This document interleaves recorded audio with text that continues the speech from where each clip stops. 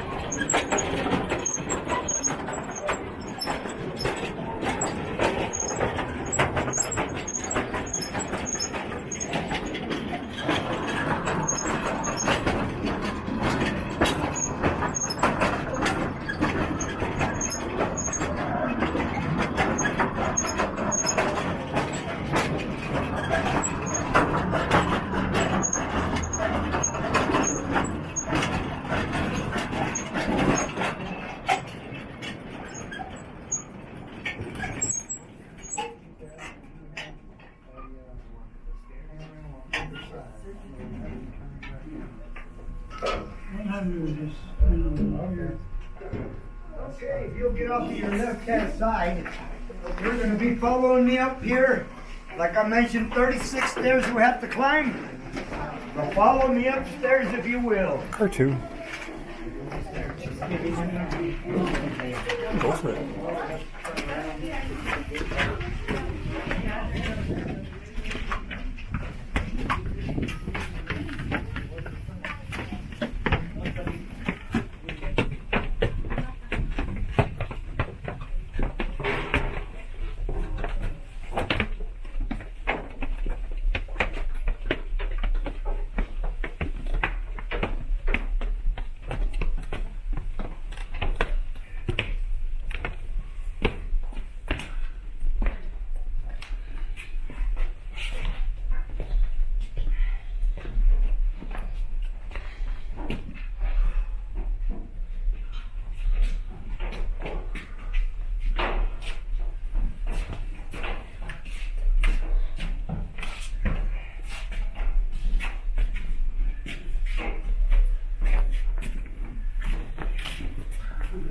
You see your light.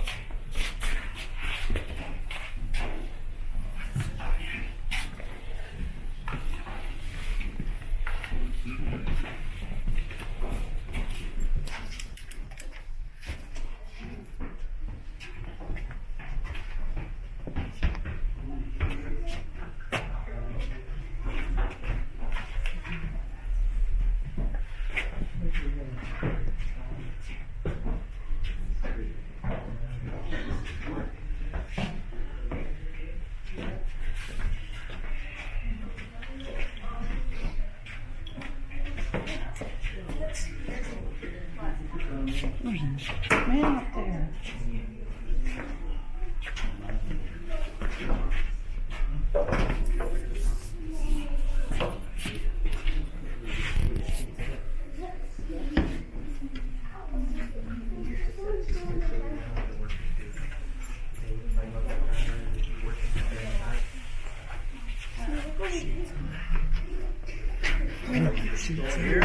Yeah, she's Now, folks, this is what you call a stope. This is where you would, at the very beginning, this is where they would get the very rich, high quality ore coming out from this stope right here, and of course, all your stopes. Now, the stopes is where you got your good ore from there. That young man right up there that you see is a your range miner. Now, that young man is drilling going up. I told you from one level to another is approximately 100 feet. Going up, he's drilling going up 100 feet.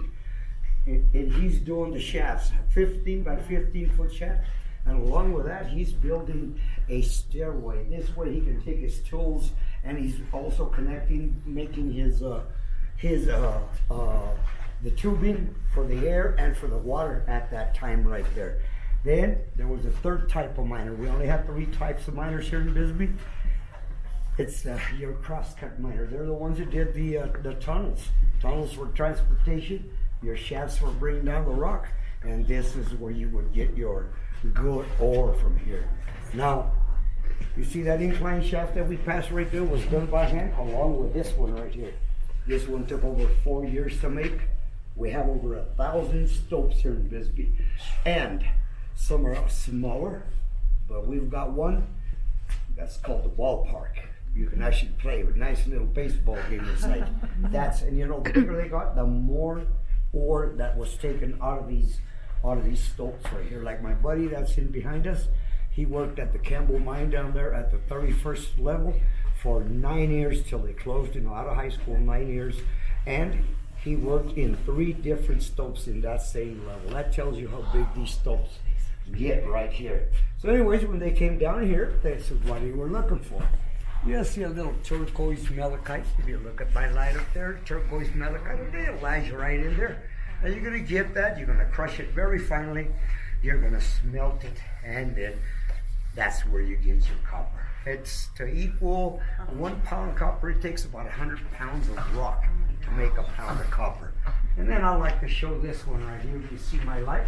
You see a little turquoise malachite in the middle? Now you see that white little ring right there? That's right there is galena lead. And then you see that orange rusty color right below that? That's where we would get, that's called hematite. That's where we would get our milligrams of gold. That's where we got our gold from.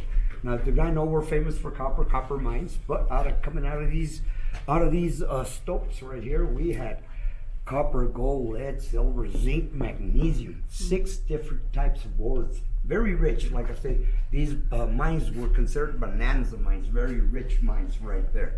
So anyways, this right here, like I told you, was done by hand. Of course, we've got very hard rock, limestone, and silica. But let me tell you, now the dates I'm talking about here is 1877, 1881.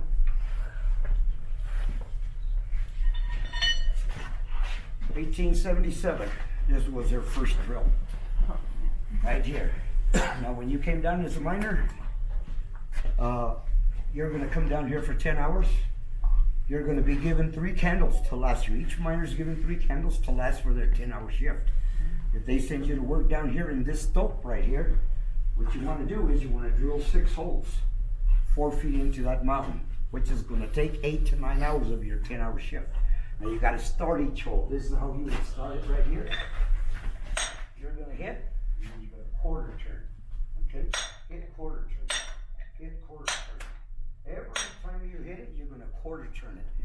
reason being is so that your drill doesn't get stuck.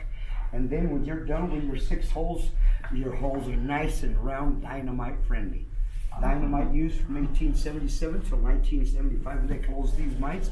Blasting was always done half an hour before the end of the shift, from 1877 till 1975 when they closed the mines. Now when you have your holes started, that right there is what it would look like.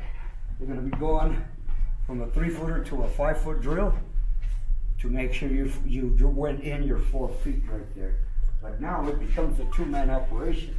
You got a young man here called the striker with a nice little double jack right here. You're going to put a nice little handle anywhere in here where you can see this.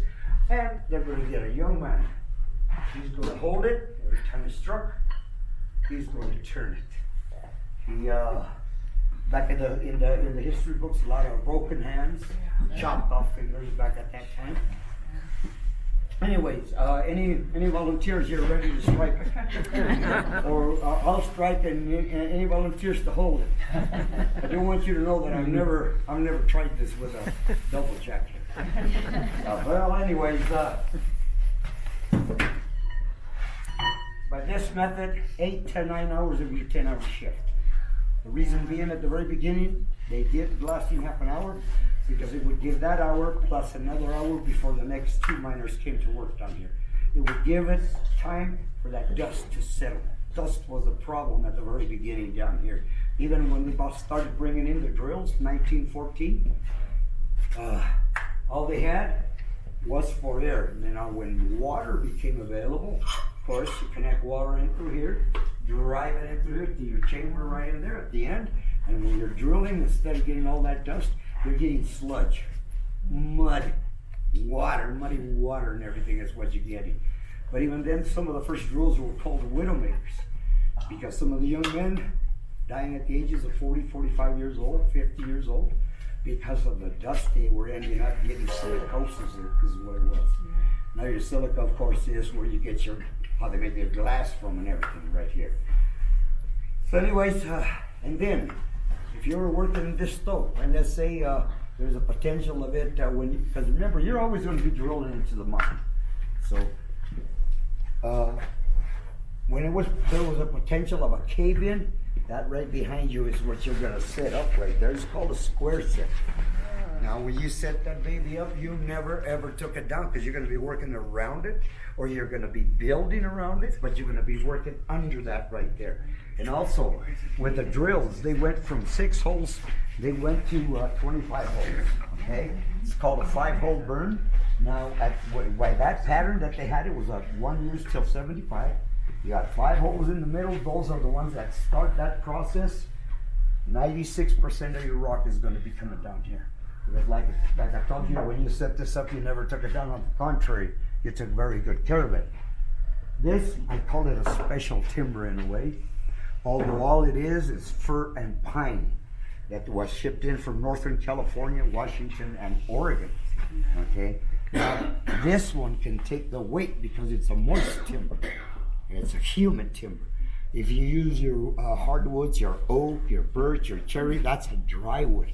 When all that weight would come down, it would possibly hurt or kill the person doing the drilling under there.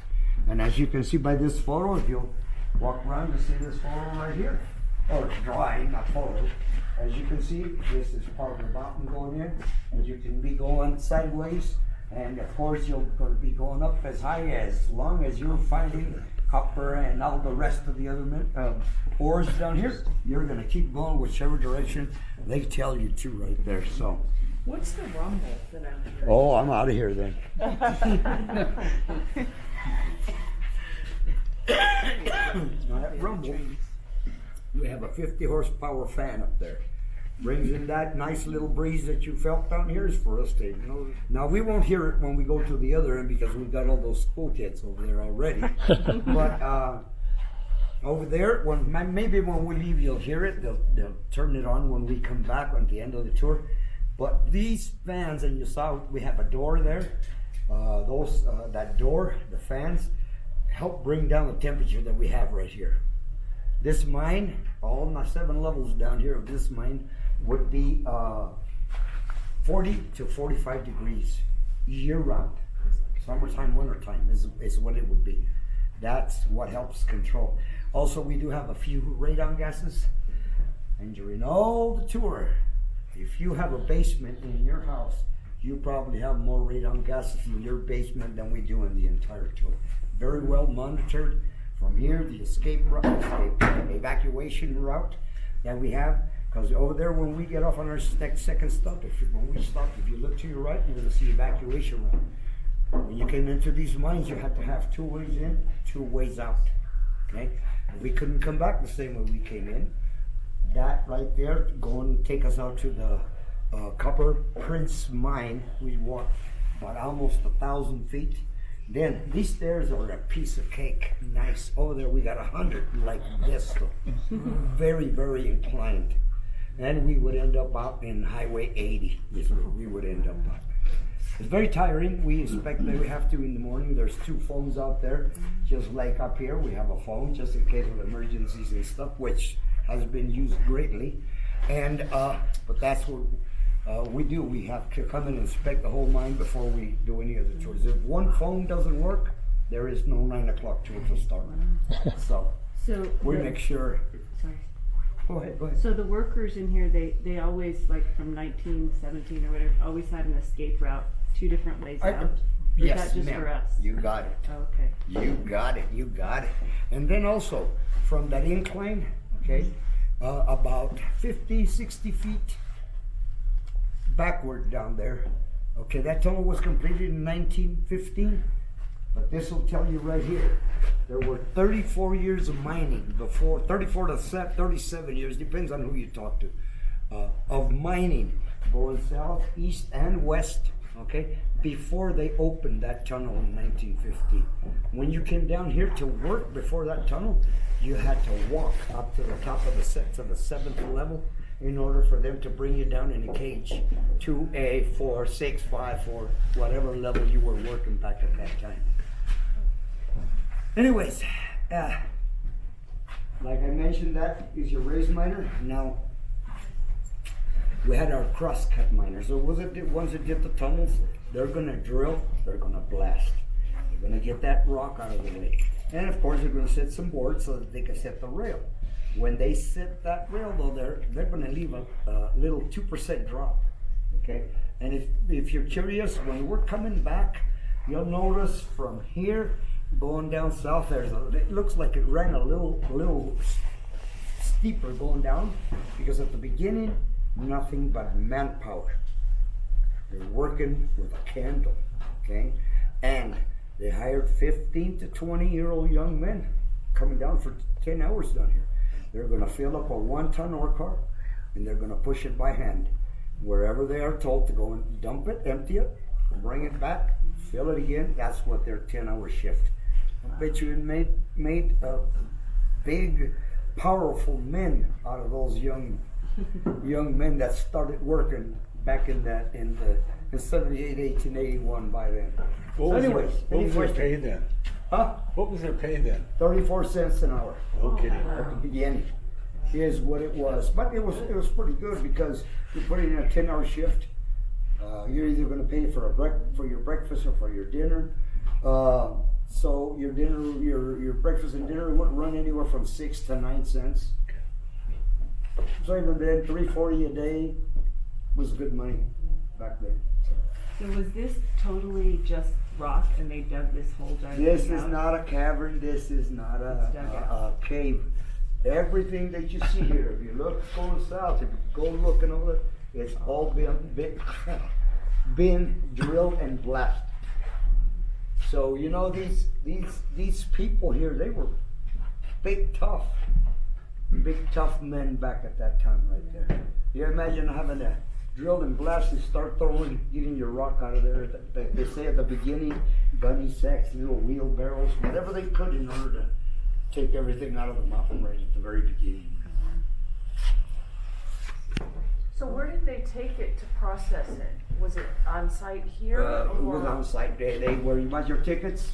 Actually, it was a little further back. Is where they had the inside right in there is where they had the mill, the crusher, and the smelter. So you didn't have to take it very far away. So they had people there working that Oh, of course. department or whatever, yeah, okay. Yeah, they took it down there, and of course you had people from here working all the way to where it got crushed and everything, and then at the very beginning, after it got crushed and smelted, all of it was taken in by horses all the way to Tombstone. Okay, because like here it was like smelted is what it was. So when after it was smelted, it was in wagons pulled by mules and horses and what have you to Tombstone. That was the only way because the railroad ran from Tombstone to Is it San privately owned Francisco. or does the state or? Oh, the Phelps Dodge owned it back then. Freeport McMorran owns all the mines that it owns. Even this in here, this is just leased to the city so that we can be able to give the tours. That's it. But when it was moved to Tombstone, it was already ore. It was already smelted ore, so it's sort of. So a little bit Because heavy it's sent to still. the refinery to San Francisco Okay. after that. Okay. That was the only railroad. When they opened the railroad from El Paso, they sent it to the refinery in El Paso. Of course, it's closer there. You know, like even in a drive in a car, 4-hour drive compared to what, 10, 11, 12 hours going to San Francisco. So Interesting. I'm gonna open this door. We're gonna get back on our man cars out there. By the time when we hit the other side is after 1920. Okay. I'll open the door and I gotta make sure I'll be the last one out of here. I do want you to know, all of you, I want you to be aware that by OSHA standards, I am allowed a 2% loss.